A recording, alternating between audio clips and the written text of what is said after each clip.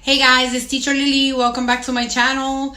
And I wanted to give you a little tour of my new classroom. My husband and I purchased a home and I'm fortunate enough to have my own office. I'm super excited and it's looking very cute, as you can see. My background, I posted pictures on my Instagram, which is Teacher Lily. I'll put it up here for you, my Instagram name. Anyway, I'm gonna give you this tour and I hope you really enjoy it. Okay guys, here is my home office, my online classroom. It is right off of my master bedroom, which I won't show you that, but I just wanted to show you the doorway. This is the doorway. And I plan to put some doors here because I don't want to wake my husband up when I teach with my big mouth. So this is my little classroom. This was an extra room in my home, which was perfect. When purchasing this house, I wanted to make sure that I had my own space for teaching.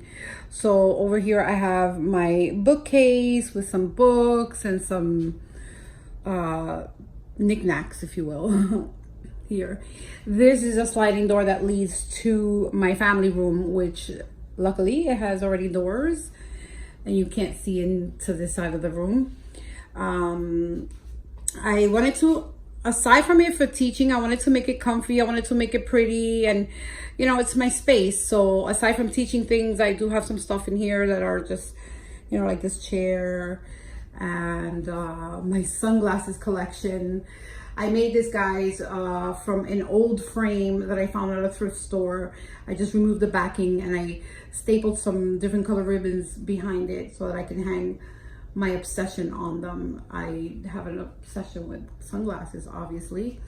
Right here I have I keep all kinds of office supplies and teaching decor and, you know, my printer paper, laminator paper. This is my little caddy that I always have next to me, which has my go-to props and rewards and stuff like that, so you should check that out. I have a video on that, on what I use. My dino pillow, this chair, I was considering changing it and putting a different chair, but to be honest with you, I think it looks cute and it's very comfortable, so I like it. I went with a smaller desk this time. If you've seen my previous office tour, I went with a smaller desk because I didn't want it to take a lot of space, and what I did instead was that I have like extra storage, so it doesn't take up a lot of space in on my desk. So I have all my headbands, props and stuff like that there, my laminator, I have my cup warmer to keep my coffee warm. All these are little drawers so I can put tons of props in them. Put a little bit of letters there, like the alphabet, just to make it look cute.